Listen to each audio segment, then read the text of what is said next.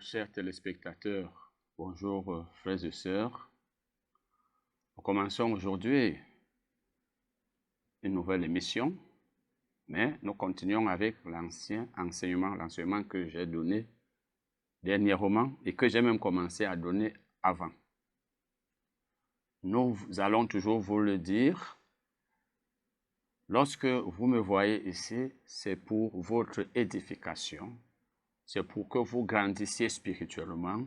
C'est pour que vous deveniez matures, que vous ne puissiez plus être trompés par le diable, ni par les hommes, que vous ne soyez plus dans l'erreur, que vous soyez agréable à Dieu, que vous receviez toutes les bénédictions que Dieu a prévues pour vous sur la terre et toutes les récompenses célestes après le jugement dernier. Parce que sachez-le, lorsque nous sommes matures, nous sommes en communion avec Dieu. La communion entre Dieu et nous est très bonne. Dieu, nous lui sommes agréables. Lorsque nous prions, il nous exauce. Nous connaissons sa volonté. Nous obtenons, nous recevons les choses qu'il a prévues pour nous. Parce que nous sommes dans la volonté parfaite de Dieu. Nous sommes dans sa volonté parfaite, dans son plan parfait. Nous ne sommes pas dans le plan B, le plan C, le plan Z, parce qu'il y en a même parmi nous qui sont certainement dans le plan Z. Nous recevons donc tout ce que Dieu a prévu pour nous, c'est-à-dire la plénitude de ses bénédictions. Parce que Dieu a un plan pour chacun de nous. Mais on peut ne pas être dans le plan de Dieu, on peut rater beaucoup de choses, perdre beaucoup de choses qu'on devait normalement recevoir. Lorsque nous sommes donc agréables à Dieu, au jour du jugement, nous serons récompensés. Et les récompenses sont éternelles. Plusieurs regretteront de ce qu'ayant été sur la terre, ils n'ont pas cherché à faire la volonté de Dieu. Ils seront sauvés. Parce que le fait que nous ne sommes pas agréables à Dieu, le fait que nous ne sommes pas dans le plan de Dieu, le fait que nous lui désobéissons dans certains domaines, le fait que nous sommes paresseux, parce qu'il y en a qui sont paresseux, ils sont chrétiens, mais ils ne lisent pas la Bible, ils n'étudient pas la Bible, ils n'aiment pas suivre les enseignements, ils sont là, dormeurs, comme on dit. Cela n'empêche pas que nous soyons sauvés. Le salut n'a rien à voir avec cela. Nous sommes sauvés par la foi en Jésus. Mais il ne faut pas qu'au jour du jugement, nous regrettions, que nous disions, si j'avais su. C'est pourquoi donc nous nous efforçons dans ce ministère de vous aider à être mature. Lorsque vous êtes mature, vous êtes membre d'une assemblée. Si le pasteur est dans l'erreur,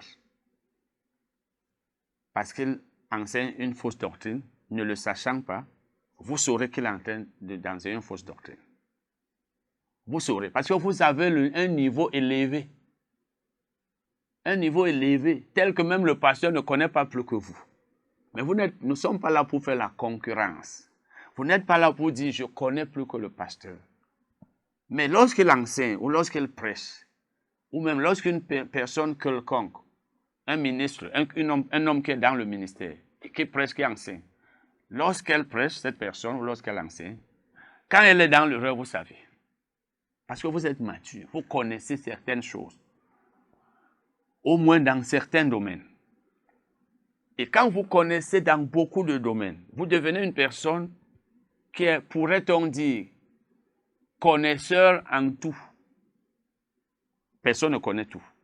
Parce que la Bible, on l'étudie, on la comprend toute la vie, sans jamais finir, sans jamais atteindre la perfection de la connaissance. Mais vous commencez à vous rendre compte que telle personne qui prêche telle chose, qui enseigne telle chose, qui prêche, qui enseigne de telle manière, est dans l'erreur. Alors qu'avant, vous croyiez que ce qu'elle disait était correct. Avant, vous acceptiez tout. La Bible nous dit dans Éphésiens 4, verset 11 et suivant, que Dieu a donné les apôtres, les prophètes, les évangélistes, les pasteurs, les enseignants, pour le perfectionnement des saints. C'est-à-dire pour que les chrétiens entrent dans un processus de perfectionnement, c'est-à-dire un processus qui leur permet de devenir parfait, c'est-à-dire mature. C'est pourquoi nous sommes là. Et plus loin, la Bible dit, afin que nous ne soyons pas emportés à tout vent de doctrine. Quand tu es mature, tu n'acceptes plus toute doctrine, tout enseignement. Tu n'es pas emporté à tout vent de doctrine. On vient, on dit ceci, tu crois. On vient, on dit cela, tu crois que c'est vrai. Et c'est dans cette situation que se trouvent plusieurs chrétiens. Ils ne savent pas discerner ce qui est bien et ce qui est mal. Or, le chrétien mature sait discerner ce qui est bien et ce qui est mal, ce qui est correct et ce qui est faux. Hébreux 5, versets 13 et 14. Le chrétien immature, le bébé, l'enfant, il accepte tout. Il est comme un nouveau-né, dans la bouche duquel on peut mettre les urines. Si ça a même du sucre, parce que les urines, certainement, ont un mauvais goût. Mais si ça a du sucre, il boit. Il ne sait pas discerner. Il ne sait pas que ça, c'est les urines. Vous prenez même, je ne sais pas, n'importe quoi vous mettez dans sa bouche, il va manger. C'est lorsqu'il va se rendre compte que ce n'est pas bien qu'il pourra cracher. C'est pourquoi vous voyez le nouveau-né, souvent il prend la terre, il mange. Il prend toute chose, même un morceau de bois, il met dans la bouche. Le nouveau-né ne sait pas que telle chose n'est pas une chose qu'on doit consommer.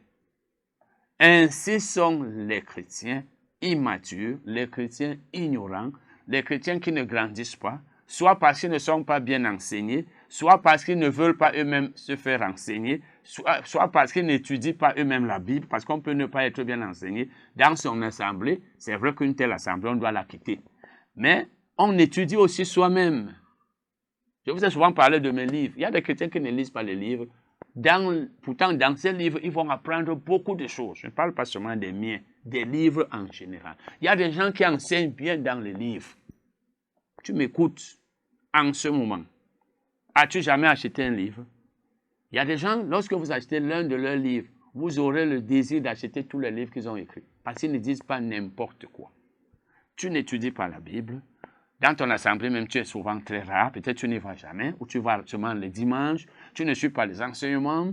Tu n'écoutes pas les gens qui prêchent dans les chaînes de radio. Tu ne suis pas ceux qui prêchent ou qui enseignent dans les chaînes de radio, dans les chaînes de télévision. Tu es là. Tu ne grandis pas. Tu es seulement en train de vaquer à tes occupations quotidiennes. Tu cherches l'argent. C'est pourquoi tu es ignorant. Et c'est pourquoi tout ce qu'on t'enseigne, tu avales. Tout ce qu'on met dans ta bouche, tu gobes. Nous sommes donc là pour vous aider, afin que celui qui veut acquérir la connaissance puisse l'acquérir, puisque nous aussi, nous étudions encore. Moi, j'étudie encore. Bien que je sois dans le ministère depuis 21 ans et que j'ai cru depuis 27 ans, j'étudie encore. Mais il y a des choses que j'ai déjà beaucoup étudiées, que je comprends quand même à un certain niveau. Et puis je peux même dire bien. Parce qu'on peut étudier un thème dans toute la Bible et on le comprend. De sorte qu'une autre personne qui enseigne, qui étudie la même manière, va enseigner la même chose que vous. C'est pourquoi si vous écoutez les gens qui enseignent dans le monde, ceux qui enseignent bien, ils ne sont pas ensemble, mais ils disent la même chose, parce qu'ils savent comment étudier la Bible. Donc, nous étudions encore, j'apprends encore, chaque jour j'étudie. Dernièrement, je me suis mis à compléter un enseignement sur les prophéties, un enseignement que j'avais donné il y a longtemps. Mais je n'étais pas entré en profondeur. J'ai donné cet enseignement à une chaîne de radio, dernièrement, il est saisi, et il y a beaucoup de développement que j'ai apporté alors qu'il n'y était pas. Parce que j'ai encore lu d'autres versets sur les prophéties. Il y en a que je veux encore lire lorsqu'il faudra écrire un livre. Nous sommes donc là pour vous aider, frères et sœurs. Nous sommes là pour vous aider, chers téléspectateurs. Alors, si vous nous écoutez constamment, régulièrement, certainement, vous n'allez pas le regretter. Certainement, vous vous rendrez compte que vous aurez appris beaucoup de choses que vous ne connaissiez pas, et c'est pour votre bien, c'est aussi pour la gloire de Dieu. C'est aussi pour le bien de ceux qui sont autour de vous, parce que vous pouvez être utilisé par Dieu pour aider d'autres personnes. Ne soyez pas les chrétiens qui dépendent des pasteurs, qui pensent que c'est le pasteur qui doit prier, c'est le pasteur, c'est l'homme de Dieu qui doit tout faire. Ce sont ceux qui prêchent, qui enseignent, qui ont Dieu dans leur poche. J'ai toujours dit aux chrétiens qui m'écoutent dans mon ministère, à la salle d'enseignement du ministère, je ne suis pas Dieu et je ne veux pas que vous cherchiez à me mettre à la place de Dieu. Je suis comme on nous appelle, un homme de Dieu. Mais je ne suis pas un Dieu des hommes, parce que plusieurs d'entre nous ne sont plus des hommes de Dieu, mais sont devenus des dieux des hommes. Je ne suis pas votre Dieu. Je suis un homme qui vous explique la parole. Lorsque je vous l'explique et vous la comprenez, vous la mettez en pratique. Vous n'avez plus besoin de moi dans ce domaine. Que je sois là ou pas. Quand vous avez la parole de Dieu, en vous, vous avez Dieu. Et si vous avez Dieu, à quoi vous sert Titi Jean-Claude? Souvenez-vous seulement, si vous le voulez, parce qu'il y en a qui sont chiches, que c'est cet homme qui m'a enseigné telle chose. Son ministère m'a permis d'arriver à tel niveau.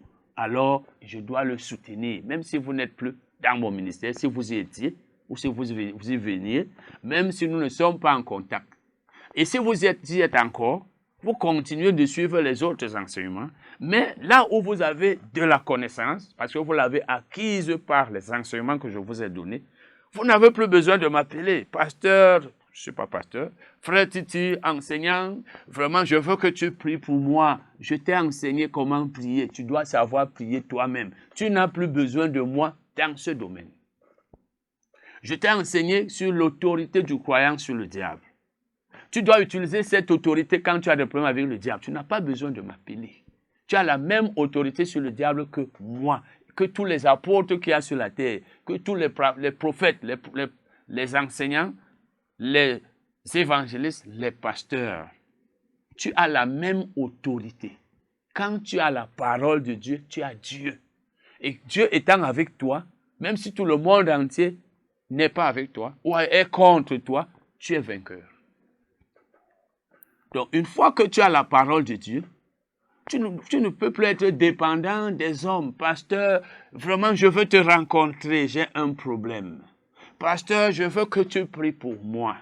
Homme de Dieu, où te trouves-tu, s'il te plaît? Je veux payer même ton transport, viens me voir. Et plusieurs aiment cela. La maturité du chrétien l'empêche d'être dépendant des gens. Et c'est pour son bien. C'est pour son bien. Je vous ai parlé d'une sœur qui vit en Occident depuis, je crois, 15 ans déjà, 14 ans environ, 15 ans, au Canada, avec son époux, qui a été dans mon ministère, que Dieu a utilisé, elle a prié pour sa nièce, elle est ressuscitée pendant qu'elle était ici, à qui le Saint-Esprit a parlé, lui annonçant des choses, et c'est arrivé. Elle a été baptisée dans le Saint-Esprit parce que le Saint-Esprit lui a dit, tu vas être baptisé, parce que je lui avais exhorté à chercher à être baptisé par le Saint-Esprit. Et je comptais lui imposer les mains un jour. Le Saint-Esprit lui a dit, tu vas te baptiser. Un jour, elle a été baptisée. Vous voyez. Donc, étant au Canada, elle a conçu. Elle a 3 enfants aujourd'hui. Mais son mari n'avait pas la foi. Son mari était découragé. Mais elle a utilisé la parole de Dieu que je lui ai enseignée. Elle a utilisé les versets bibliques. Elle a conçu. Le premier enfant, ils en sont à 3. Alors, elle n'a pas besoin de moi. Elle sait comment utiliser la parole. C'est le but de ce ministère. Ne reste pas là, mon frère, ma soeur. Tu es toujours en train de courir derrière les prédicateurs, derrière les pasteurs. Je veux te rencontrer. Tu pars d'une église à une autre. Je connaissais une sœur à Limbe qui me disait que chaque dimanche, elle allait dans telle assemblée, après elle allait dans telle autre pour faire le tour. Parce qu'elle se disait qu'étant là-bas, passant par toutes ces assemblées, c'est là où Dieu allait faire quelque chose pour lui. Parce que tu as la recherche d'une solution, tu passes par tous les prédicateurs du monde. La solution, c'est dans la parole de Dieu. La solution à tous tes problèmes. Cherche la connaissance. Cherche à grandir. Cherche à avoir la foi en la parole, mais il faut d'abord la connaître. Accepte la parole, mets-la en pratique et tu réussiras. La Bible nous dit dans Jacques 1, versets 22 à 25. Ne vous bornez pas à écouter la parole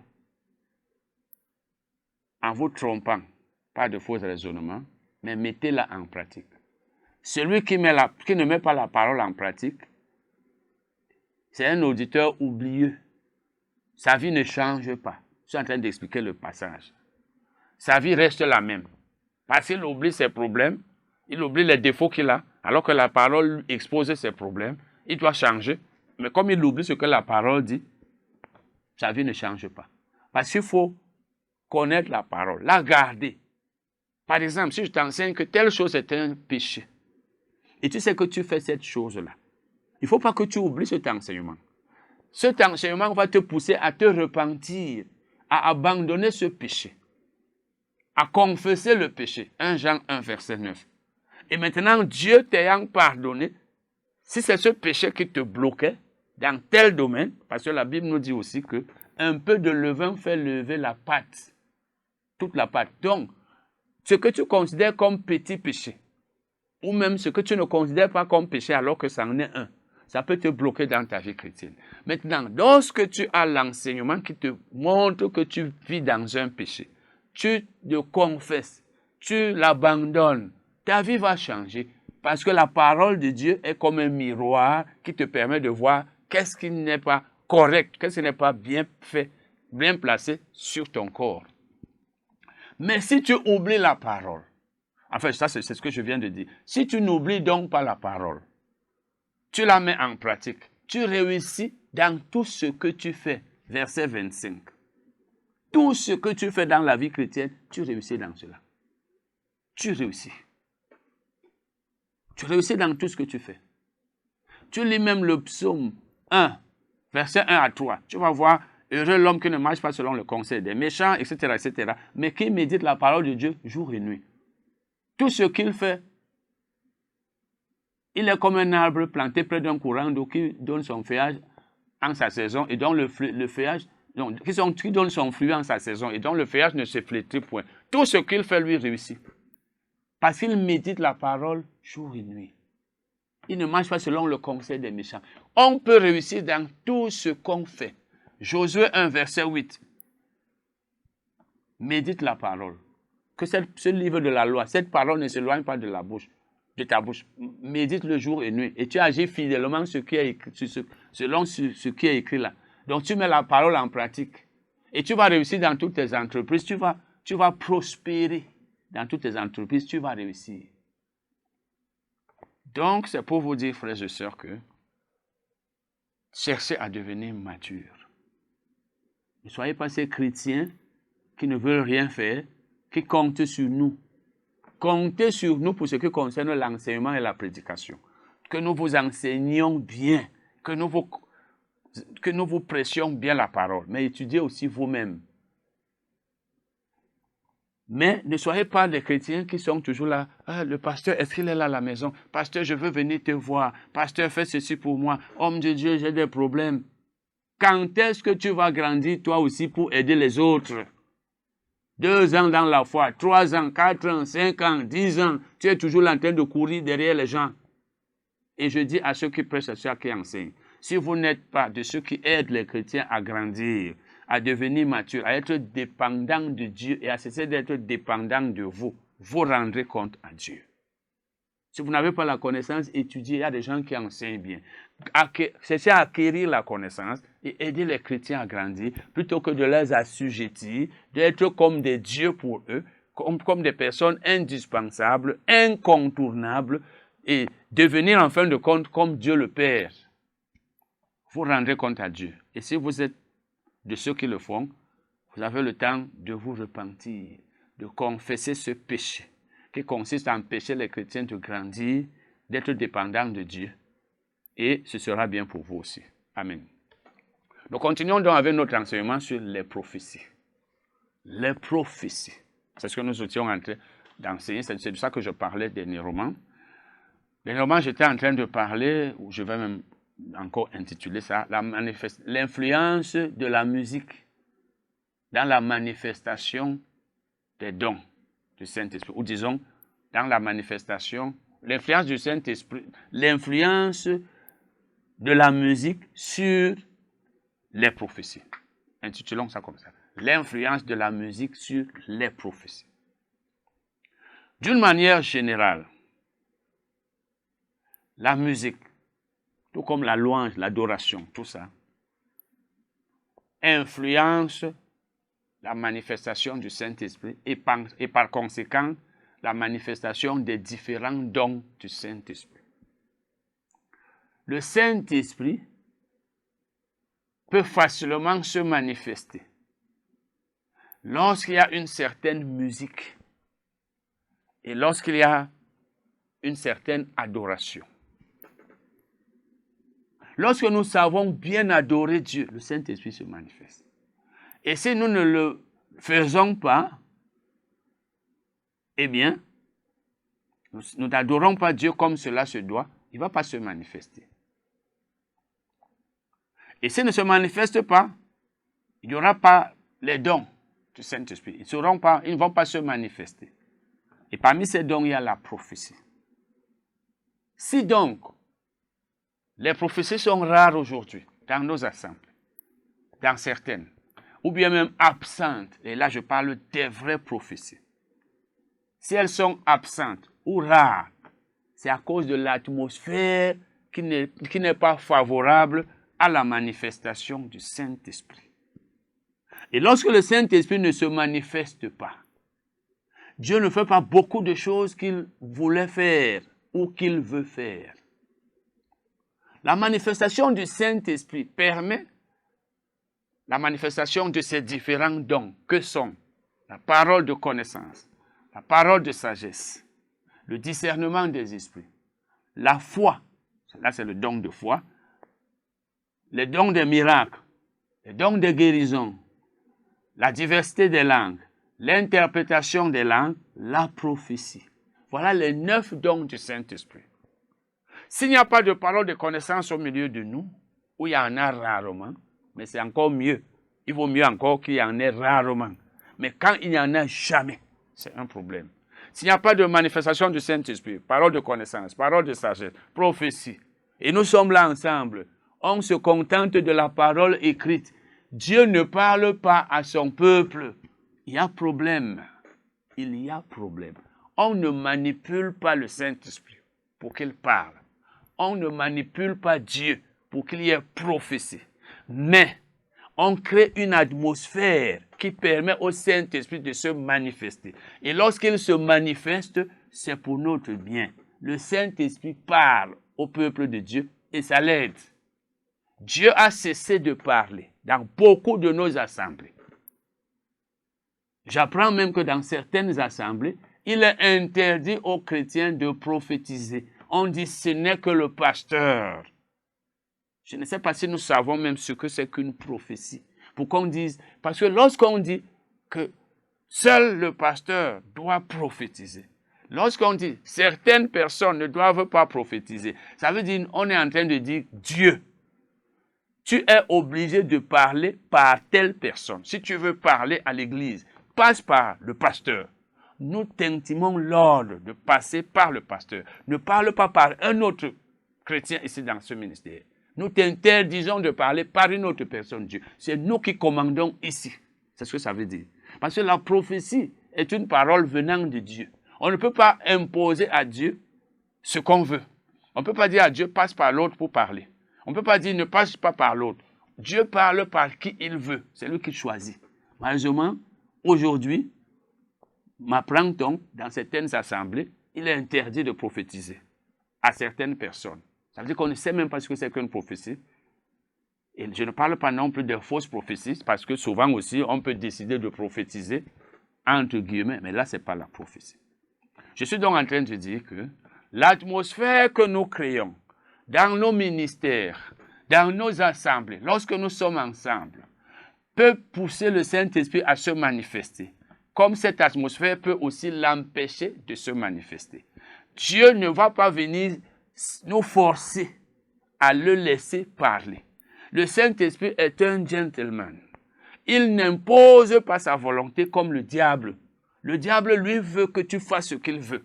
Il t'impose. Dieu est un Dieu qui te dit, permets que j'entre. Tu ne permets pas que j'entre, comme Jésus l'a dit dans l'Apocalypse. Si quelqu'un entend ma voix et ouvre la porte, j'entrerai. Donc si quelqu'un n'entre pas, en fait, si quelqu'un n'ouvre pas la porte, je vais rester là. Jésus ne forcera jamais l'Église à permettre au Saint-Esprit de se manifester. C'est l'Église qui doit créer une atmosphère telle que le Saint-Esprit puisse se manifester et qu'ainsi Dieu puisse parler. S'il n'y a pas de prophétie dans une assemblée, s'il n'y en a jamais, il n'y a pas non plus les autres dons du Saint-Esprit. Nous sommes vraiment très religieux. C'est vrai, la parole de Dieu est là. Il y aura des choses dans nos vies, mais Dieu veut nous parler. Laissons Dieu nous parler. Permettons à Dieu de nous parler parce qu'il veut nous parler.